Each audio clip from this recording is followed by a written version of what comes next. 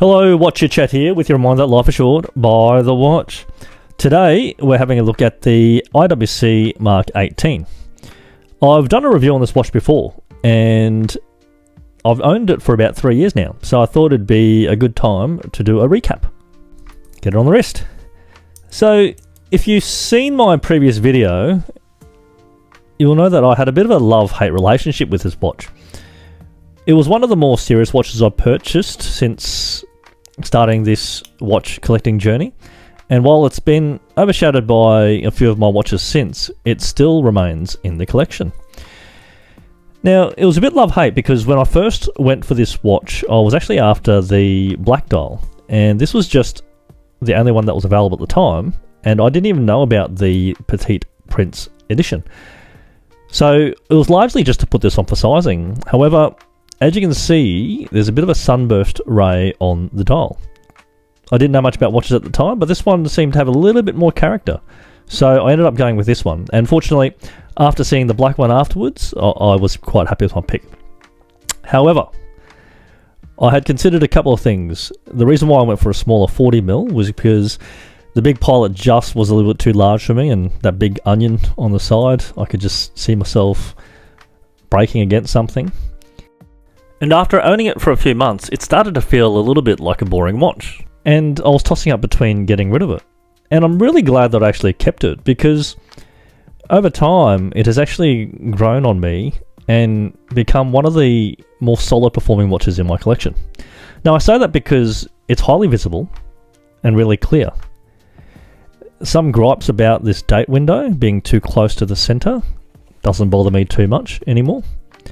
And it's also really good on a strap or a bracelet. This bracelet is by far one of the most underestimated or underrated bracelets in the industry, I think, like for its class. This micro adjustment, this cool little button here, just really awesome adjustability, and obviously with the newer ones that have removable quick release systems.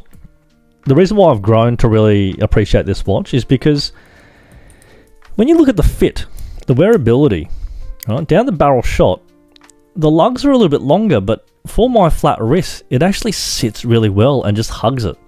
So I've grown to appreciate that more, because there's a lot of watches that don't do that. In fact, a few of my Omegas sit quite proud and quite uncomfortable to wear. Also, this is fully brushed, and whilst it's had 3 years of pretty hardy wear, you can hardly see much evidence of that.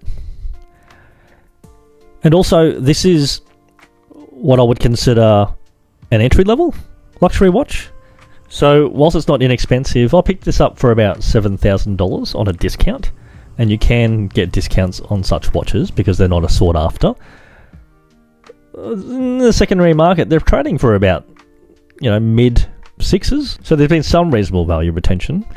But more importantly, it's very understated, and so it flies under the radar and doesn't command too much attention.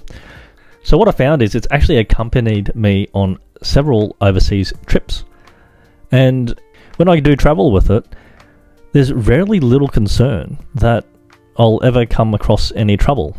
Now, I know that watch theft has gone up in certain cities across the world, and there's not much flash about it, and so in that regard, being a little bit boring is actually a good thing on this occasion. Another good thing is that whilst we're always about in-house movements, and the Mark 20, which is the upgrade, has an in-house movement, this is actually an ETA-based movement. Some might argue that that's overpriced. However, this will be coming up to the servicing in another few years, and what I'll think is that the ETA movement will be actually significantly easier to service, because there'll be a lot of watchmakers or local watchmakers who are familiar with it. So in that regard, what some people consider a weakness is actually a strength when it comes to a beater watch. No nonsense, boring, but hey, robust and very durable. So yeah, it's staying in the collection for now, and I just consider it a really, really good beater watch. If you like that content, please click like and subscribe, and remember, life's short, buy the watch.